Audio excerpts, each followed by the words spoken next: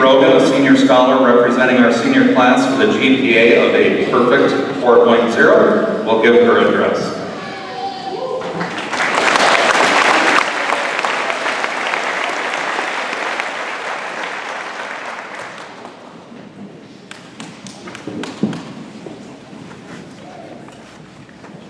Good afternoon. Now, I know what most of you are thinking, wow, Brogues made it up the steps without breaking her ankle. And it's a good thing I did, or I'd have to make up a new introduction on the spot. In all seriousness, though, this is an amazing day for everybody here.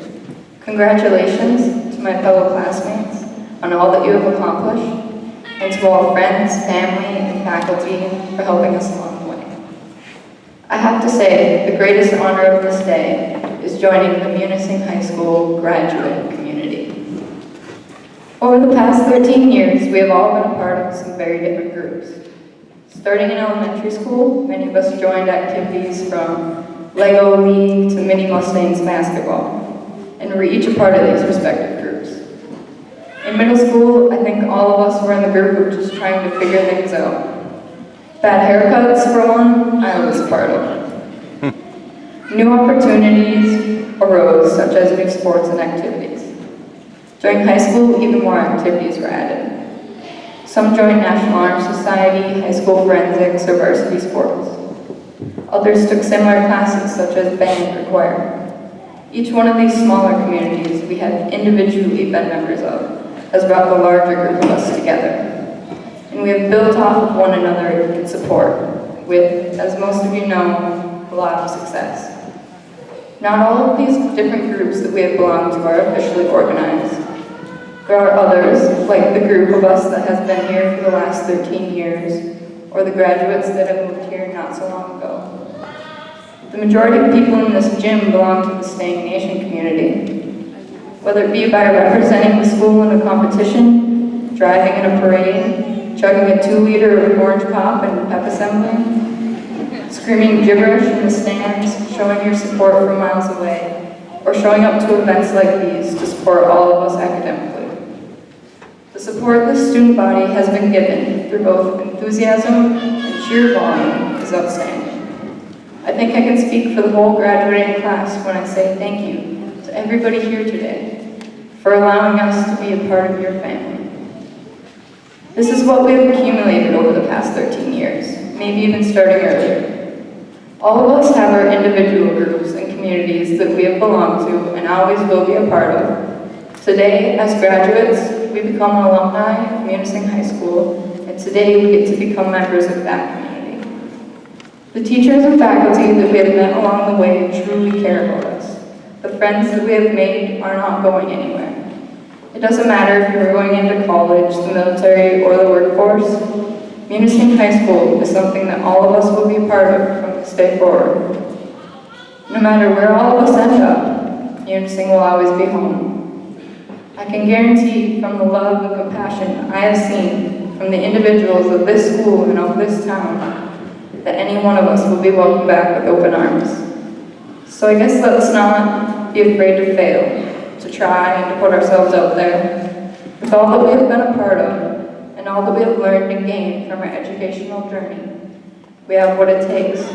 All of us graduates will always have this experience in common, and our soon-to-be alma mater will always be here to back us up. Let's move forward, expand on what we are involved in, and continue our success into the future.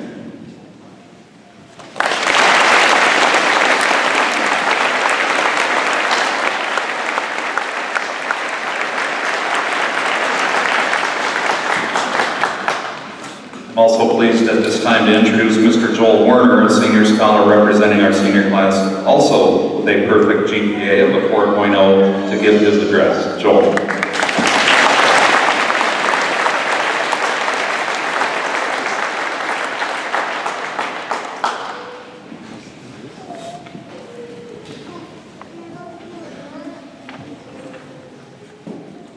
As I entered my final year of high school, I knew that I was going to be speaking at graduation. I approached this task as any high schooler would. I waited until the week before graduation, then I searched speeches on the internet. I watched great speakers like Steve Jobs, Ellen DeGeneres, and Stephen Colbert deliver great commencement addresses. I really didn't need to look on the internet for a speech copy. In the last year, both my brother and sister delivered graduation speeches. I could very easily do what they have done. I could crack the same jokes, tear up at the same moments, but I knew how wrong that would be and the negative impacts it would have on my reputation. And also my mom told me not to. So instead, this is what you get. A nervous guy who cracks mediocre jokes while you graduates laugh nervously in your chairs. Much like giving a speech, there are many things in life that we may be the second to do, or third, or 10,000. We can still do it to the best of our abilities and try to do it even better. This is something that we're going to have to deal with for the rest of our lives, at our jobs, in our homes, and in public. People will compare us to those who have gone before us. We're just going to hope that we don't pale in comparison. But even just by being second, we can get a bad rap. Bert Hinckley is a great example of this. According to his Wikipedia page, he was a pioneer Australian aviator, dubbed Australian Lone Eagle and inventor. But he was also the second person to fly solo across the Atlantic Ocean. He flew just as well as Charles Lindbergh did, but he did not get anywhere near the fame and attention, simply because he was the second. He, like we will be in our lives, was overshadowed by those who have gone before him. If we want to stand out in this world, we need to do more than just the day in, day out minimum. I'm sure Bert Hinckley would give a household name if he was playing upside down or blindfolded or something. But he didn't. He did the same thing Charles Lindbergh did 4 years earlier. Personally, I've not done what it takes for me to get noticed. I've not put my own spin on common tasks, and I've not gone above and beyond to be widely recognized. But I have been recognized anyway. See, for those who don't know, I moved to Munising the summer before my sophomore year, or summer after my sophomore year of high school. I came to that first week afraid and with all the nerves that come with changing schools. I was surprised by how well the student body, staff, and community have accepted me and made me feel at home. 2 years, I couldn't imagine what it was going to be like to move away from the city I grew up in. Today, I can't imagine graduating with a different place. Thank you, teachers, parents, mom, dad, and classmates for making me feel accepted, even when I wasn't extraordinary. So, I suppose the lessons we learned in my speeches, if you want to be remembered and noticed, even when you're doing something mundane and ordinary, you need to do it to the best of your abilities, or just have a great group of people around you every step of the way.